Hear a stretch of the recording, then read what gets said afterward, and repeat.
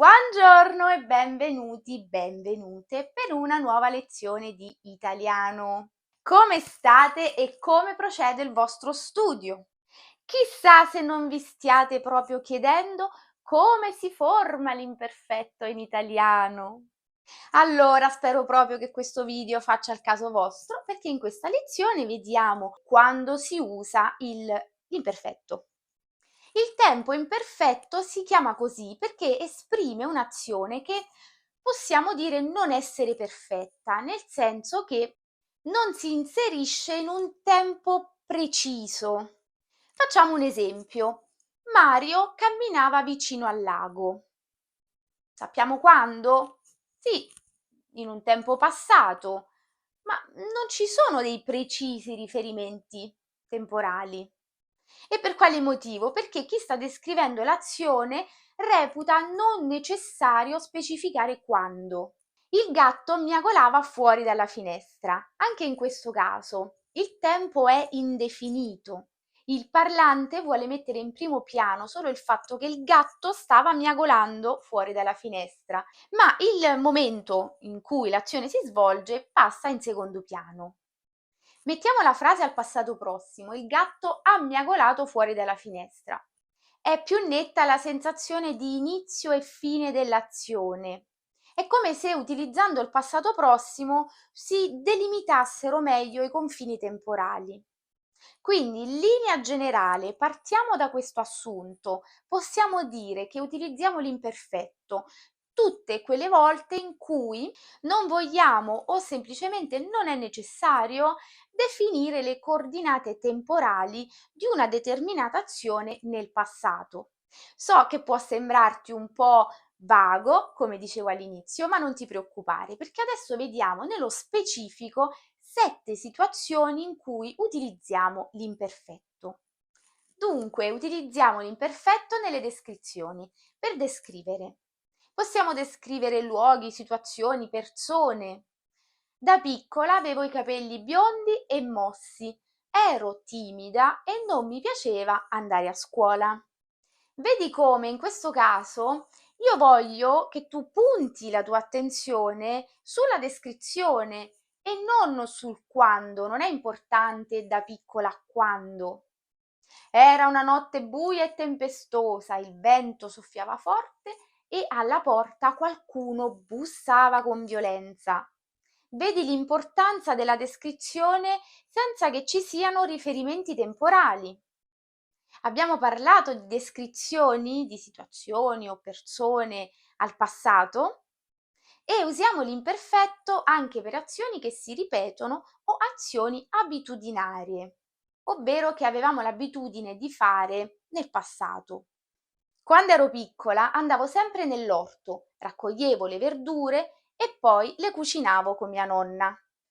Dunque descrivo delle azioni che avevo l'abitudine di fare nel passato e che oggi non faccio più. Facciamo 2 esempi, uno con l'imperfetto, uno con il passato prossimo.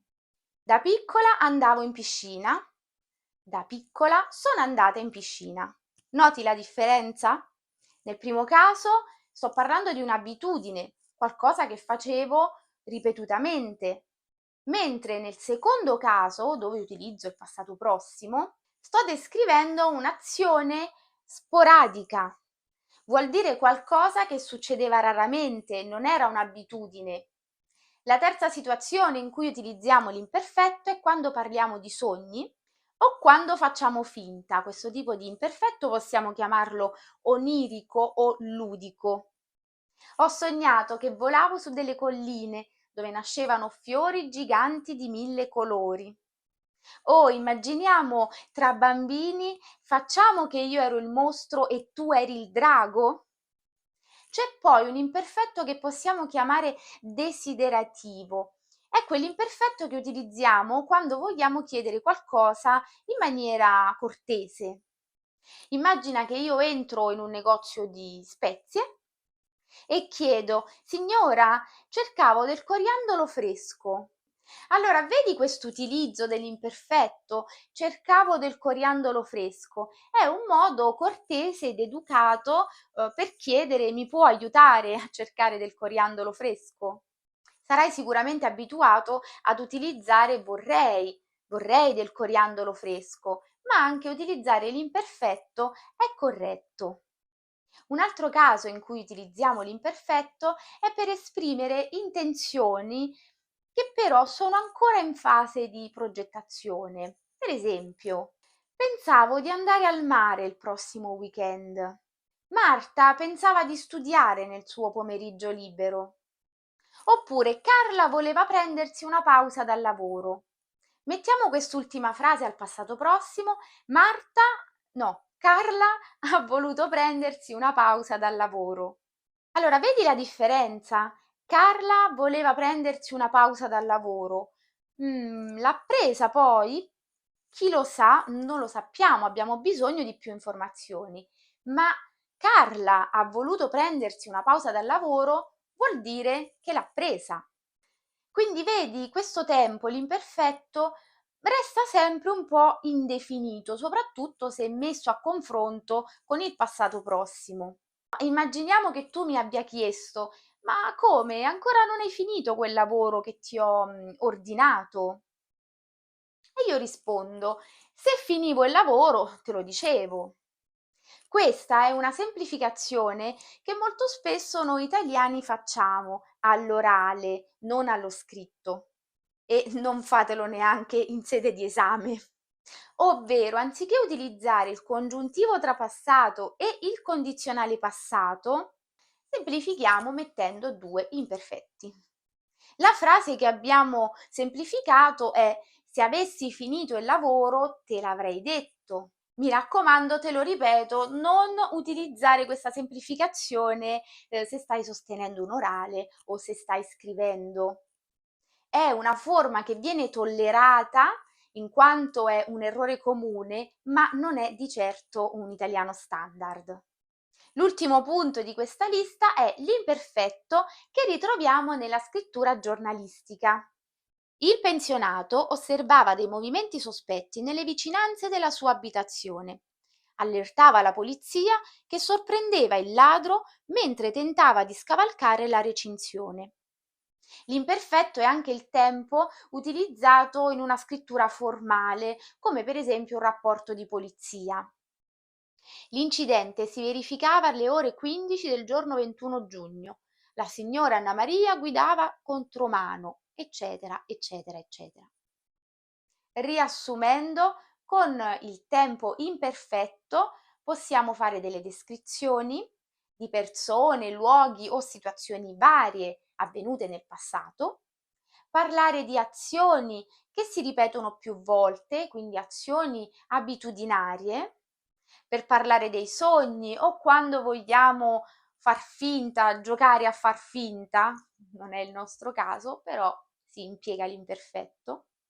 In sostituzione del vorrei per formulare delle richieste in maniera cortese, per esprimere delle intenzioni che sono però ancora in fase di progettazione, e abbiamo visto come è errore comune sostituire il congiuntivo trapassato e il condizionale passato della frase ipotetica con due verbi all'imperfetto.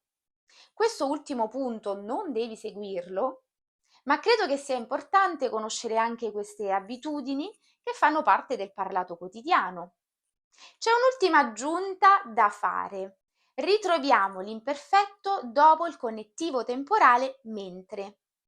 Mentre andavo a scuola ho incontrato la mia professoressa e, come puoi vedere, qui c'è un passato prossimo, molto spesso la costruzione della frase è proprio questa, mentre più l'imperfetto più il passato prossimo.